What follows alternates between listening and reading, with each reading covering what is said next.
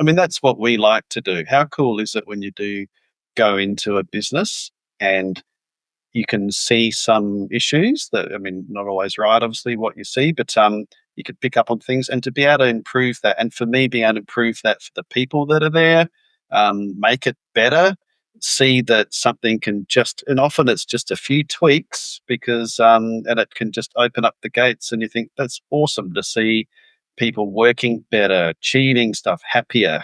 It's cool. You get it. It's really rewarding. And that's what I suppose we like to do. In the stuff we do day to day.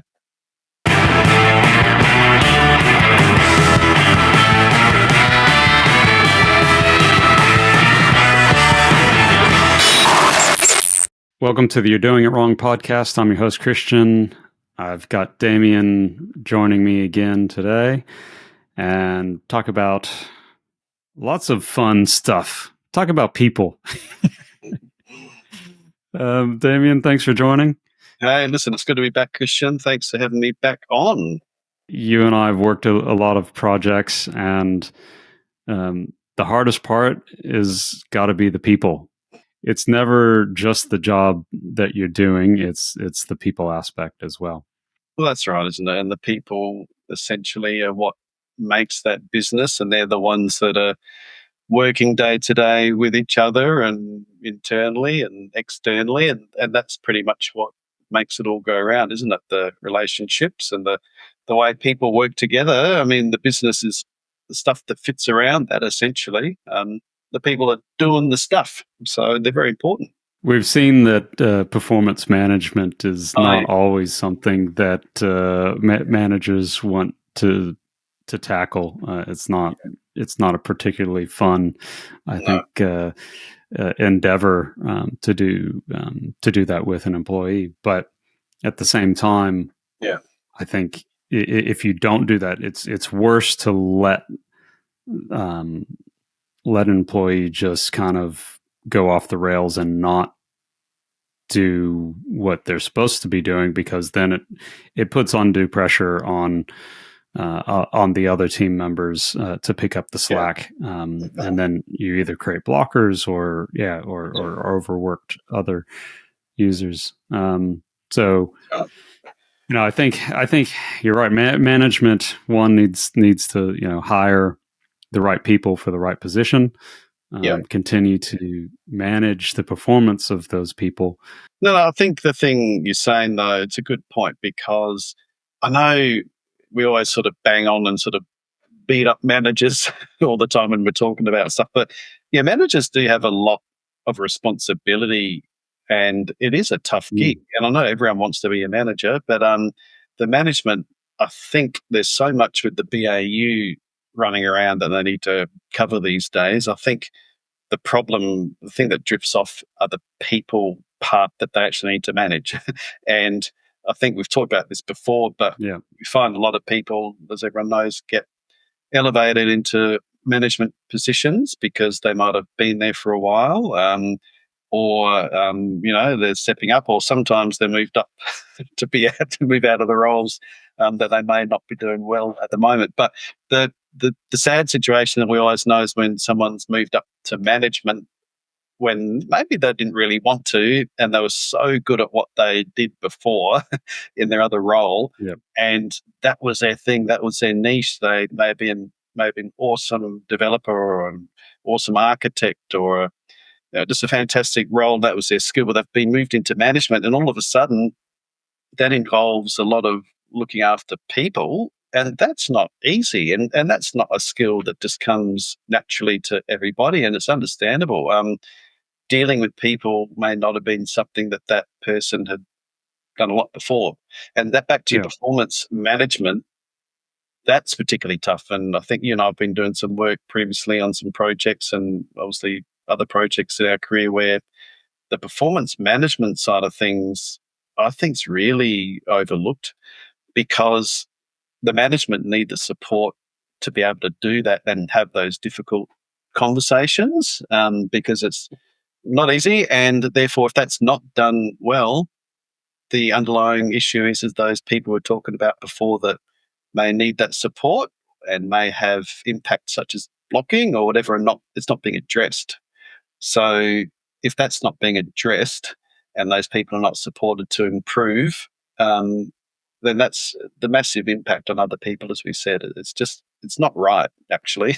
It sort of gets a little bit frustrated sometimes to see how that can, Yep. sort of flow down to other people. So, yeah, finish up saying that performance management, what's the answer to it? I know what the answer is. I think it is, well, maybe it's supporting the managers, having those systems in place and not overlooking performance management, because I think performance management is often looked at as, hey, you're doing something wrong, so you need to be pulled, your socks pulled up. Yep. But an ongoing, continuous, they call it continuum, performance management day to day and then month to month or quarterly, they're just touching base. I think that helps nip things in the bud earlier and know those Yeah. areas that support. So, There's so 37 Signals has gone through, so it's the team behind Basecamp.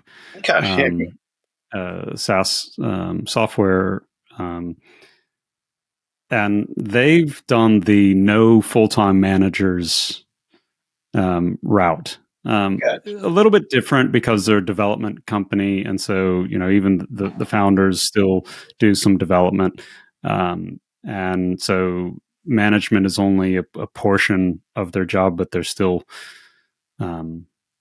yes. And I think one of the reasons I think that works well, because you're still working with others as a team member.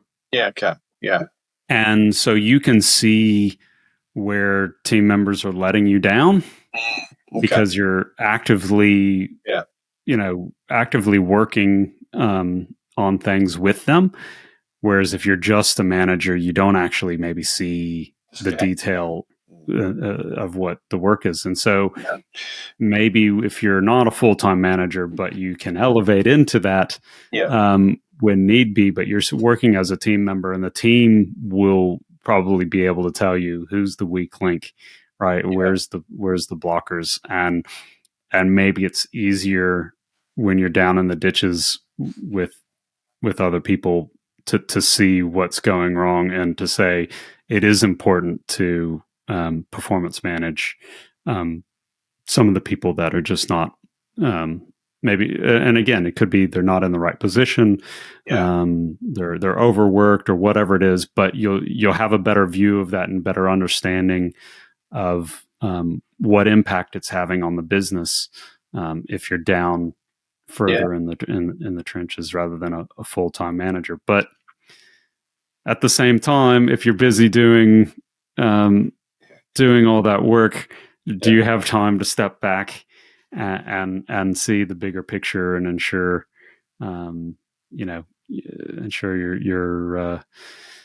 you've got long-term plans around what's going on? So I think there's probably a bit of a balance there.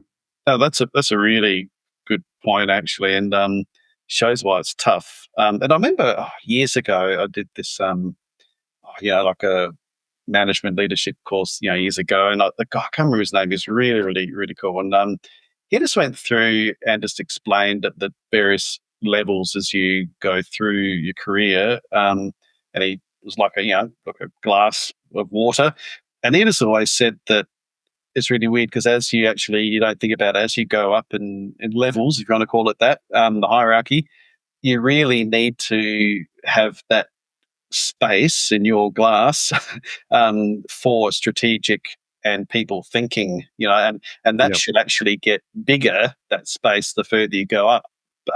So I think some people, their cups are full so much with their day to day, there's just not the time to be able to worry about people, things, or that sitting back and, like you said, that big picture. And everyone needs that headspace to be able to do that.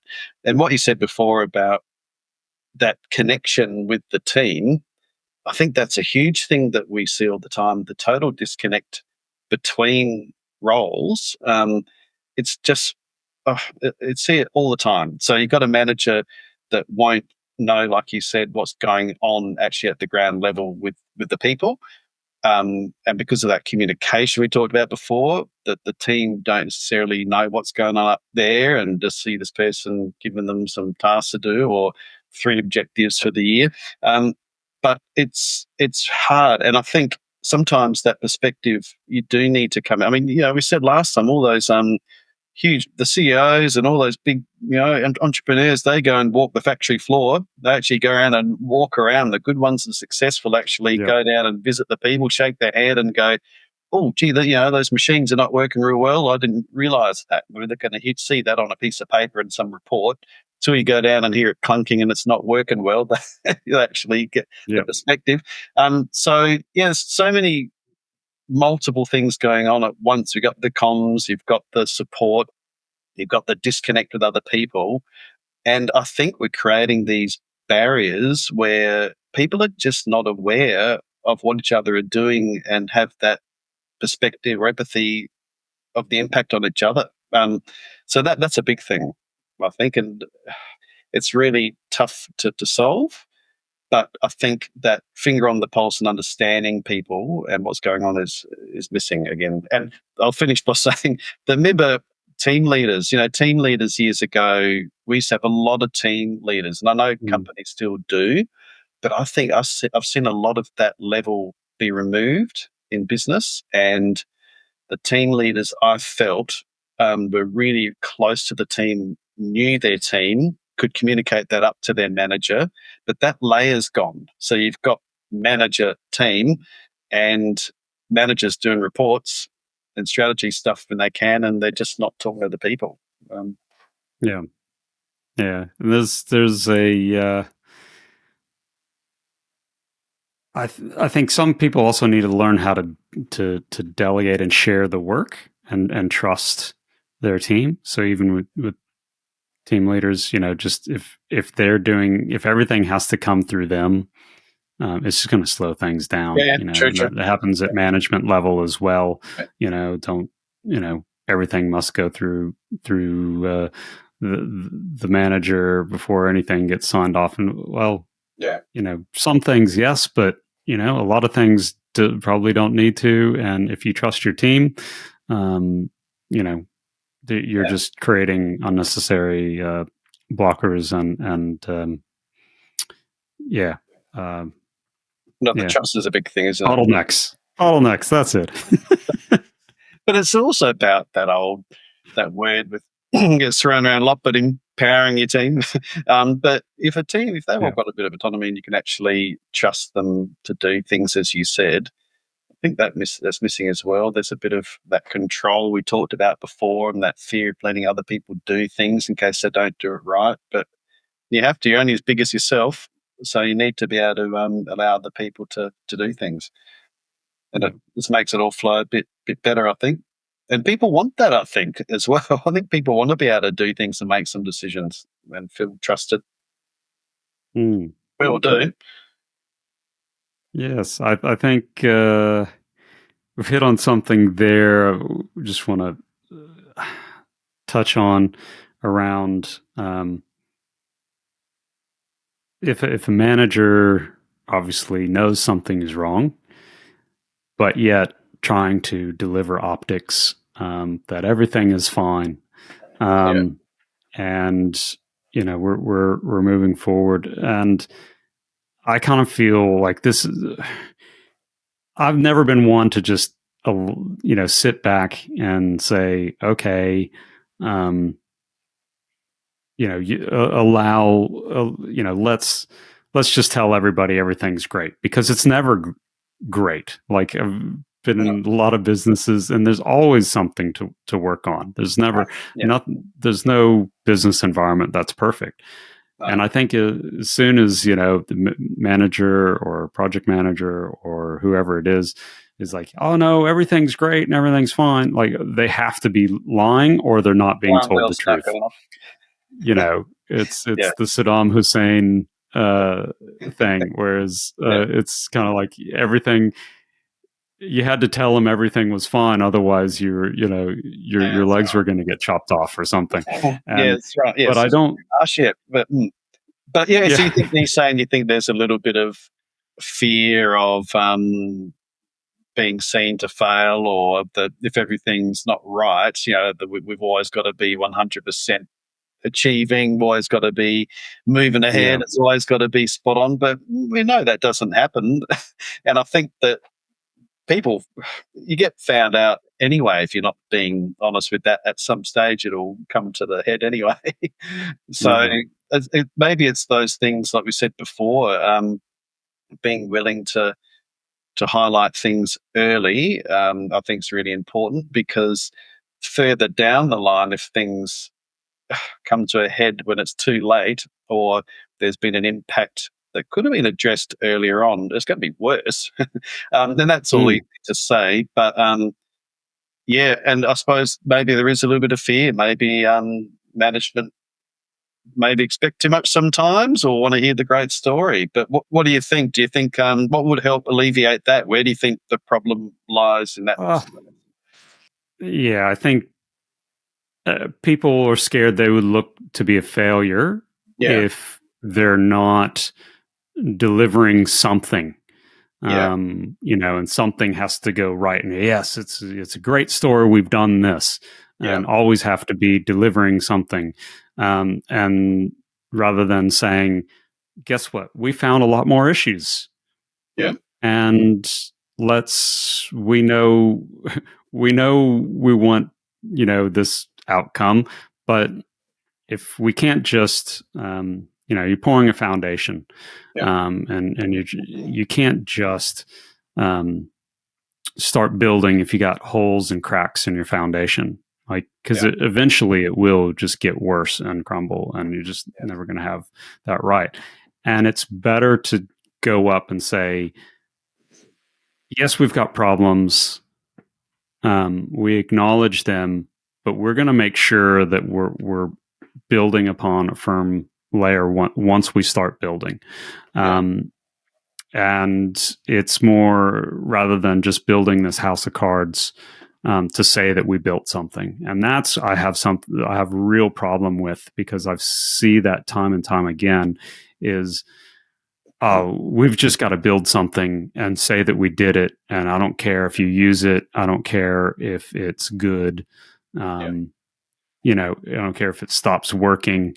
There's a whole lot of stuff that was, thrown into place over the last, several years, for certain reasons, including COVID, around, well, we'll just throw it in and hope it works. And so a lot of times it didn't. Oh, but yes, look what we did. And it's like, yeah, but it's not actually useful when you actually need it to be. that's And and I think that's where I kind of go, well, I always feel like I've got to say something, because I don't think it's right to just smooth over and say everything's okay. yeah, It's like, no, everything's not okay, but that's all right. We can work with that. We can make that better. yeah. But if, as soon as you say everything's okay and you're not addressing those issues, well, you're going to create problems down the road. And it should be, any good manager, like I said before, any good manager would know that, projects and business, just, there's always problems, Well, and this you're is always going all. to have.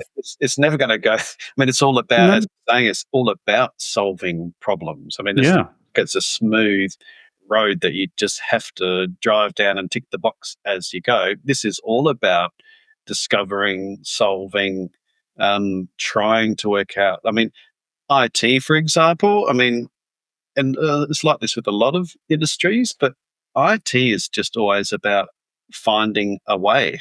You've got to mm, find a way to do it. There's no textbook all the time to just pull out and be able to just follow that step by step. There's no bouncing ball. So you've got to expect, then, back to your point, that things are not going to go well all the time. And in some ways, I think good leadership actually almost look at finding the problems as a good thing. Found that early, thank goodness. yeah, And if the team's found that that is a complication now, sure, that's going to push some of the time out, but that could save 6 months, or it could be success or the difference of that with the project or failure because Yeah. that was uncovered. So I think Yeah. that's about that relationship. I think that's about that trust we talked about before. And if there's that blanket of fear that does sit over that hierarchy or that structure in teams, then you are going to have people that don't want to report correctly. And I'm like you. I mean, that's something that is just not on in my mind either, because you just know, we're about to doing it wrong podcast here, and and these Yeah. are the types of things that if you see something that's going wrong, you do need to call it out. And if it's not received well, then you need to raise it. You can highlight the impact. You can communicate that. It might be the Yeah. decisions made that is not listened to, and we're just moving on. Okay, but you've raised that point, and you've done the right thing. And I think that transparency and honesty, it needs to happen. Um, Yeah. I I don't know, take it this. sounds nice in theory, but it's part of the value system. I think of when you're trying to do things right. Yeah. Um, and I think we can take some lessons from uh, like KDE, the Plasma team, their Linux desktop stuff. But they I forget who the leader there that actually does the blog posts, but they talk about how many um, how many bugs they've fixed this week, how many problems they've solved. Yeah. Okay. Right. So it's less about oh, look at this shiny new feature. Yeah. It's more about, hey, look at all these all these things that we've Yeah. fixed because they were problems, and the more, and how many bugs are still left, right? So, well, we've got a few new ones that came in, but guess what? We knocked off more than came in, and I think that from a project management tool and project management reporting should be maybe should be that bigger slide, which is, what have we found? Yeah. What have we found, and what is their, priority and severity, and what have we solved? Yeah. Rather than, you know, everything's okay or everything's on time or this shiny new thing went live. It's like, no, what are the problems? Because we know you're going to hit problems, and how many of those problems have you solved, and how many haven't you? That's a refreshing And sort of way to look at it, isn't it? That yeah, sort of approach. And I'm wondering whether, it's funny that we're talking about it now because we're coming back to probably what we talked about with the blockers before and people who may be blocking in an organization. And we did say earlier on when we started the podcast that some of that could be from fear. And as we can see what we're talking about here, that maybe if people are not feeling like they can also bring to a head and actually, help that information come out about issues or concerns as well, that could be perceived as blocking, but it could just be they don't want to say anything because they get yeah, their, head bitten off whenever they raise that, and they feel like they're not actually in an environment where they're able to do that. Like I said before, that could be that people just want to hang on to that information. But I think the fear thing, it is real. And I've had senior execs say to me often, a couple of them before they actually left a project once, they actually said to me, when you are here for a bit longer and delve into some of the root cause of the problems, they actually said, you'll find it's fear. And I said, okay, well, talk to me yeah, about that. And they said, it goes right up to the top. And they'd been there a long time, and it's in one of the organizations I was at. And after a while, I started to realize, because I had more experience than me in that space, but started to realize what they were saying, and that fear was driven from the top down, and that massive impact that it has on everybody, because that fear will flow down. Because if your manager's fearful, that fear yeah. and angst is going to flow onto your team, and then between the team. So yeah, it's real. Yes, fear is a tricky one. Um, But yeah, like you said, if it's coming from the top, I mean, that's just, yeah, again, poor leadership, right? Because it should be about open communication. Um, and yeah, it's let's solve problems together. Yeah. And, And that and that, mindset you're yeah, it's saying just, before, I mean, how much better is that if you've got a manager that's actually saying to you, and take a software example, in this case, go out, break this thing, go out, find the stuff, find the issues. I mean, how cool is that yeah, for the team to feel free that they can go off and actually identify, and it's a bit of freedom. You can actually feel like I can go and actually really work hard on this and make it a better product instead of actually saying, yeah, it's got to be out next week. So essentially, what you're doing is a lovely big rug there, and you're just sweeping stuff under that pile. yeah, I mean, really, because you're just thinking, I've got to meet that deadline.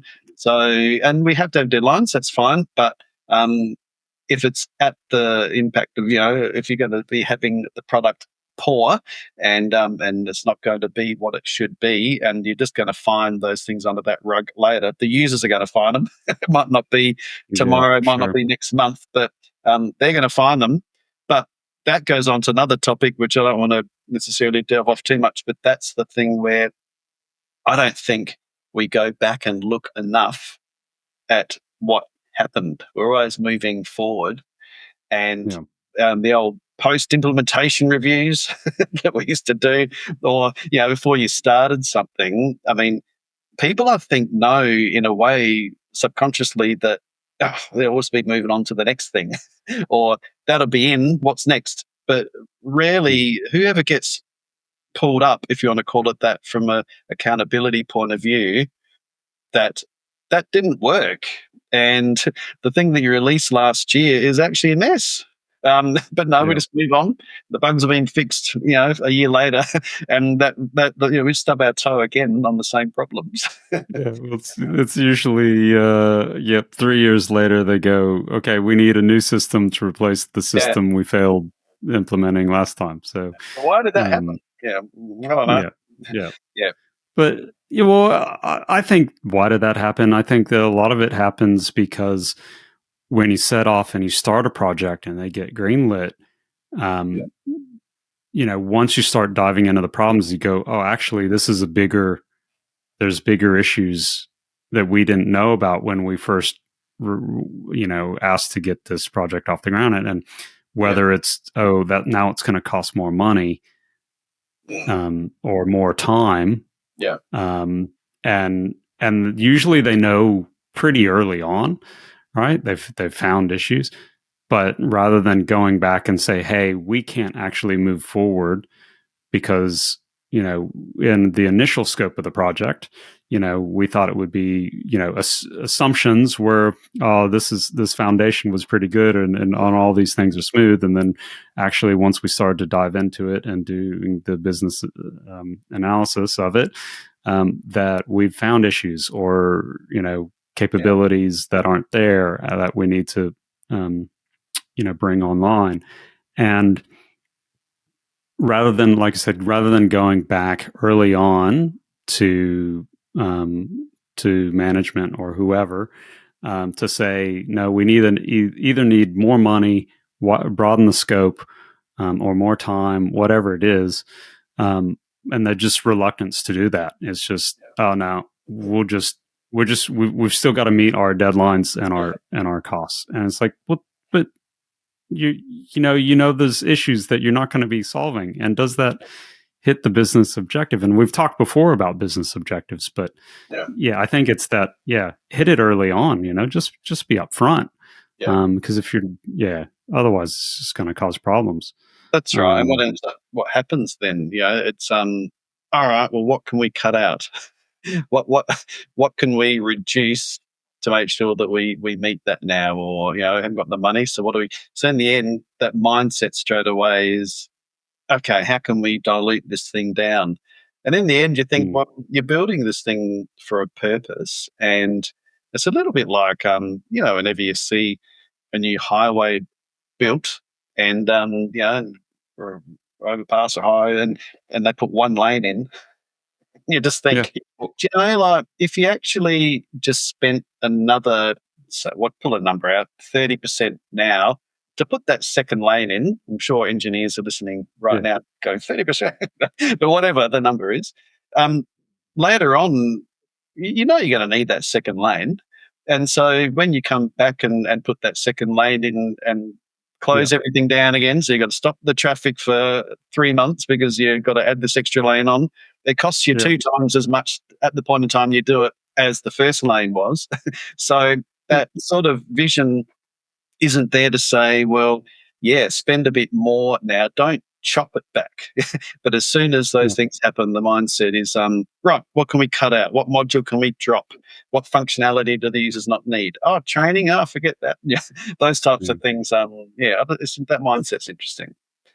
Yeah, that's a great example, though. The highway or roads where, you know, maybe at the time the business case was, oh, look, population is this, and we only need, one lane. But the length of time from when you put a business case for, especially in government, right? So and construction can be, Yeah, years before you actually put a shovel in the ground or start work on a project from the time the business case is done. And like you said, so maybe in those several years from the time that they said, oh yeah, we should put a new road here, population has changed and actually, yeah, needs more lanes because 5 years have gone by and population in that area has doubled, or something doesn't make sense anymore and doesn't make economic sense anymore to move forward because prices of whatever have now gone through the roof from the time the business case yeah, was set off to when you actually start doing it. And yeah, or the software is, what was best of breed, 3 years ago, and now there's new players or old players that have released new versions that are now way above who that market leader was at the time. And you kind of go, well, should we reevaluate? Should we go back out to market because yeah, things have changed in yeah. in this time frame? That's right. Um, and I don't think a lot of times people don't want to have to redo the business case or re-justify why they're doing something. No, I'm just here to deliver. Yeah, yeah, that's right. And the effort, as we know, the red tape and everything you got to go through to redo that. And I'm not saying that justifies not doing it, but that's what I think people are fearful of as well. Oh, we got it through, and this means we're going to have to revisit it all. But yeah, it's a short term, narrow mindset, I think. And I love it when you travel and you go to some countries that you just see.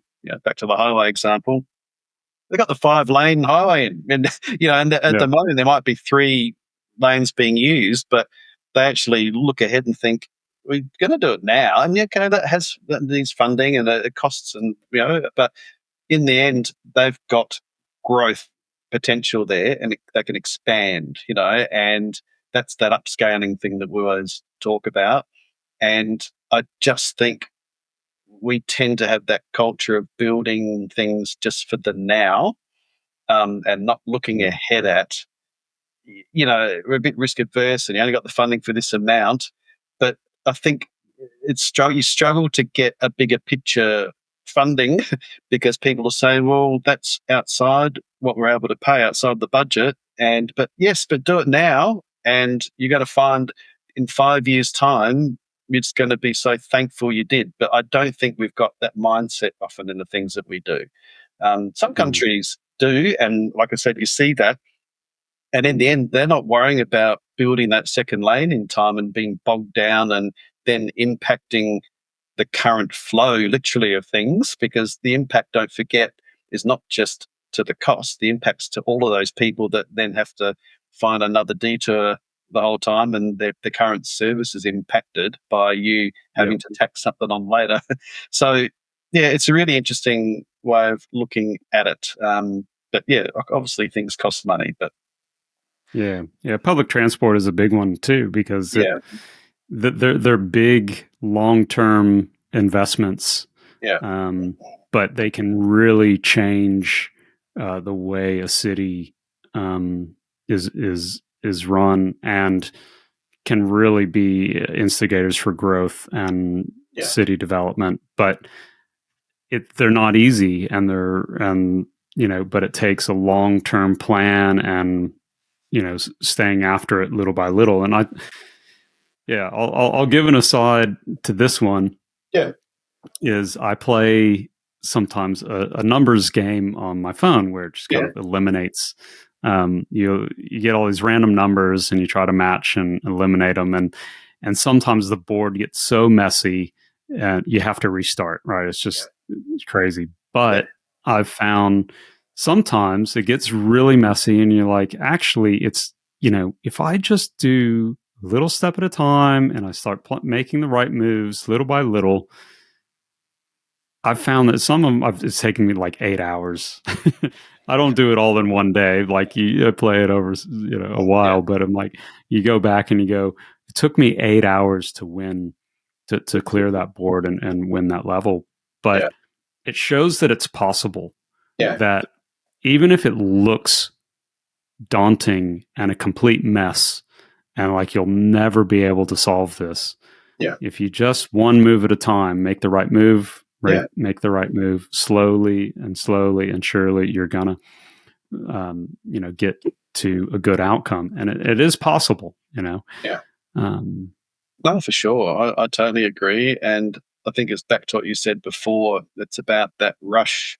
It's about that tight deadlines. I mean, look, this has always happened throughout history. Of course, everything is a deadline, but I think, as you said, sometimes doing things properly does take some time, and it's very hard just to be able to put a date on something where you don't really know fully that journey you're going to be going through to get to that point yet. And I don't know whether, remember the old R&D days and bit of discovery phase. I just don't know whether we do enough of, we allow ourselves to do enough of that now. And I think, the old design scenario and time spent on a bit of design and a bit of planning, I don't see happening quite as much as previously. And we've sort of sped some of that stuff up, and that's okay. But like you said, I think doing things bit by bit and doing it properly, it's a big way to move forward and actually ensure that you get a good outcome. I don't have the luxury of doing that all the time, unfortunately. So get a little political here, but not too political, but more about the way politics run especially in Western governments, where it's such a short period of time until between elections, and politicians always fighting to show something so that they can stay in power or whatever it is. And you look at places like China, where they really don't have any. There's no worry that they're going to get pushed out of power, right? So they can think long term. So they can say, you know what, we want to be the top manufacturing or whatever, in the world. And when they started to kind of open up and become that capitalist economy, even though they're governed by the Communist Party, but their economy is more capitalist, is they had a long-term view, right? And they said, we don't care, we'll fail, we'll do some stuff, probably be terrible, but guess what? Eventually, in the end, we'll get to where we want to go. And they had that really long-term view that they were going to invest and move this in this direction. And you just don't see Western governments now, well, not all of them, but, a lot are just saying, okay, what can we show that we did, during our brief time so that we can run on that during the next election? And this is my problem is, they'll go, okay, what is the quick wins? What's the shiny thing that we can just show? Yeah, look what we did. And we spent, $1 billion here. Look at it. And it's like, yeah, but what did the outcome of that happen? And yeah, and a good project is going to take probably longer than you're in office Yeah. to have all those outcomes realized. And Absolutely. they don't, nobody's, do they want, is that too hard? It's like, oh, well, then we won't have anything to show. And somebody, it's like, yeah, but you should be doing the right thing Yeah. for your city, your state, your country, whatever it is. Yeah. And yeah, it's just not that long term focus from governments. That's always, what can I run on now? What do we do? What do we show this year? And sometimes it's about, it should be about, what are we doing for the next 10 years? And where do we want? City planning is just non-existent in a lot of places anymore. Sorry, I've No, rambled on. it's a really good point. And if you look at this and able to peel back any bias around the politics around China or the Western world, let's just peel it back and just look at the black and white of the concepts. I totally agree. Where we tend to have this, let's just call it, very short-term cycles, and the short-term cycles come from our leadership, which, as you said, the political scene. They're in for a very short period of time, and you just know as well that when the changing of the guard happens, often the new guard just want to be able to do the opposite of the previous guard because that's what they were doing. So I'm going to flip NBN insert. Let's not talk anymore about that little nugget. But what an amazing example that is. If you go back and have a look at our glorious NBN rollout, and you can see I'm being facetious, but the way that changed and where that was going, and there's multiple parts to that. But anyway, that's another. We have a whole podcast on that. But back to so, and then that goes back into our business too. CEOs, CIOs, they're in for a short period of time. So then, how can you actually have a long-term goal? And they're wanting to come in, make the name for themselves, which means often making something happen quickly so that they can point to it on their PowerPoint slides or their reports. Then they're off, they're gone. And that whole dream and vision for that very short period of time gets picked up by the next person who wants to do something different, usually. And so we have a stop, start cycle, which really can tend to be all over the place. And then flip over to that example you used with China. I mean, whatever your thoughts are around it, I mean, you've got to admire, or whatever you want to call it, that goal and that vision that they have. I mean, look at the manufacturing. You can't argue of what they've achieved and what they've turned around in that country in a very short period of time.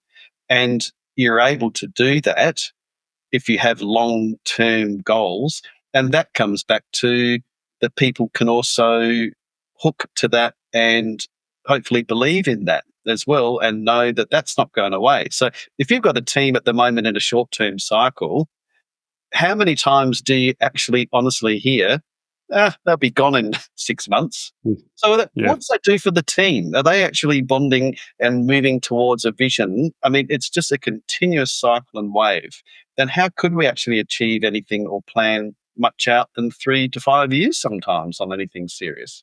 So that's a problem to me, especially when you want to do things like massive infrastructure or really good planning and bettering the country. Big ticket items, I don't know how you can actually achieve that successfully with that model. Yeah, that is political. Well, I have an example. So Lisa Su, when she joined AMD,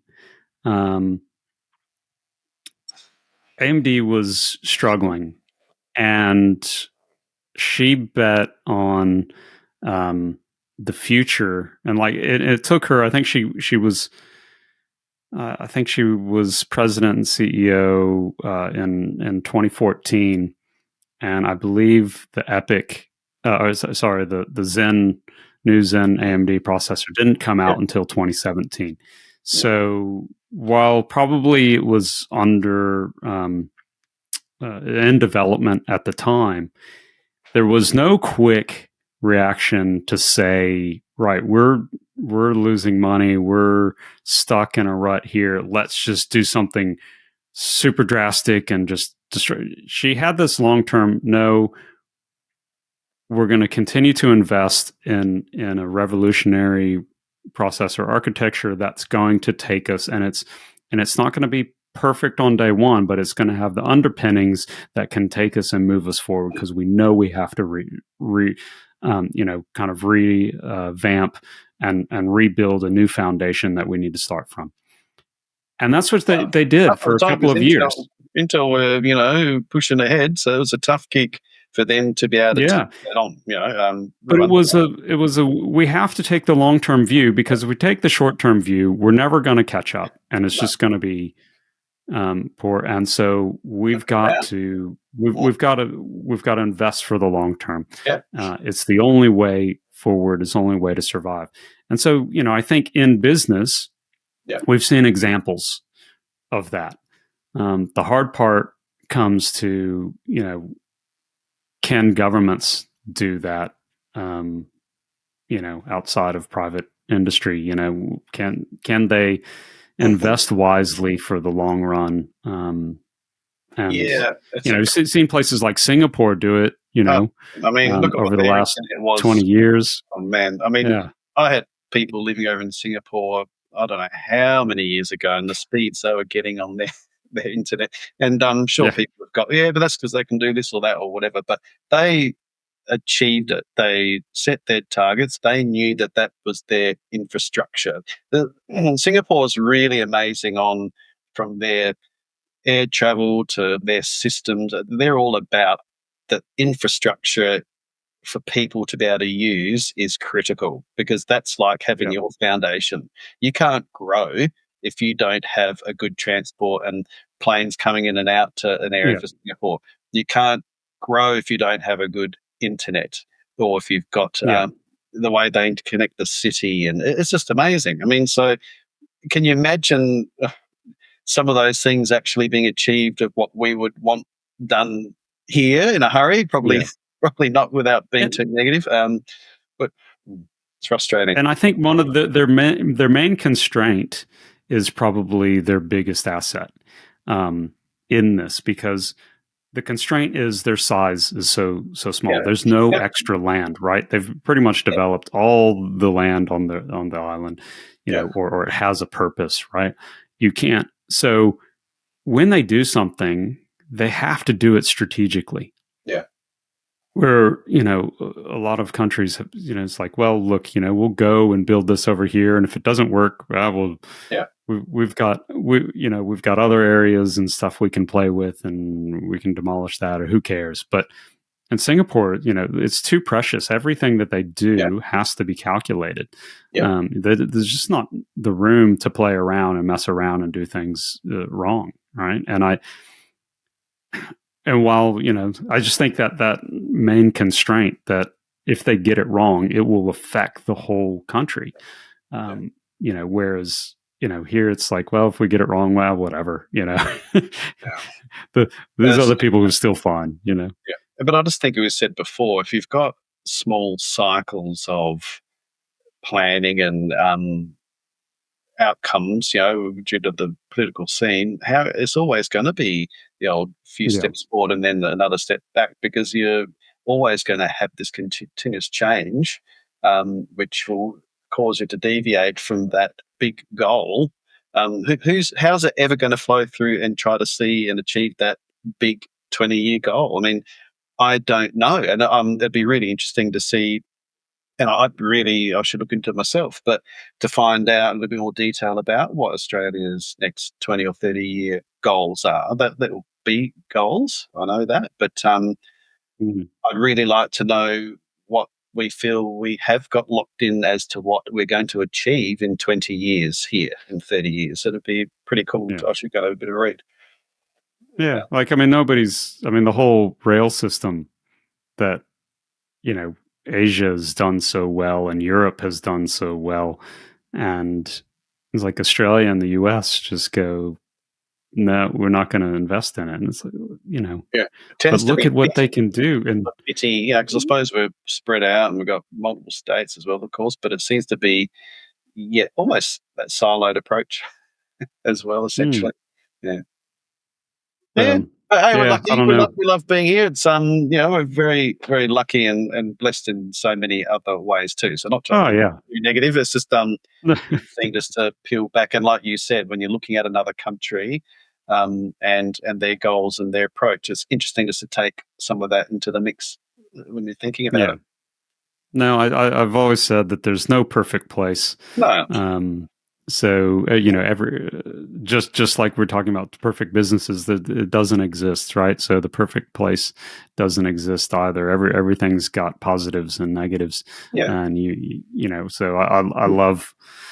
I love this place and I love others. And I wouldn't live here if I didn't like it. That's right. But Absolutely.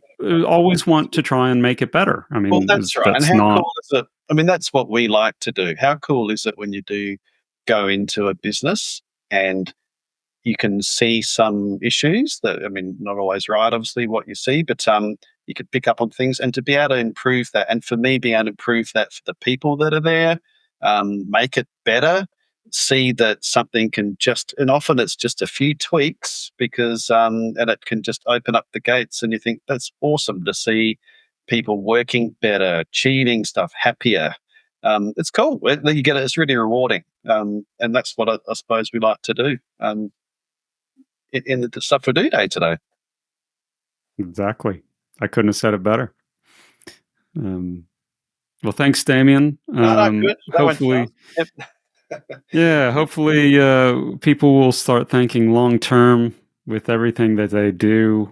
I think we'll have much better outcomes, both in life and in projects, Yeah, and the benefits will be for everybody if we just take that longer term view. But thanks for joining me, Damien. it's been And great to be here, and really appreciate you having me on again. Might see you another sounds time good. if you've got a free slot down the track. Thanks for joining us today. And if you have any questions for the guests, pop them into the comments. And don't forget to like and subscribe.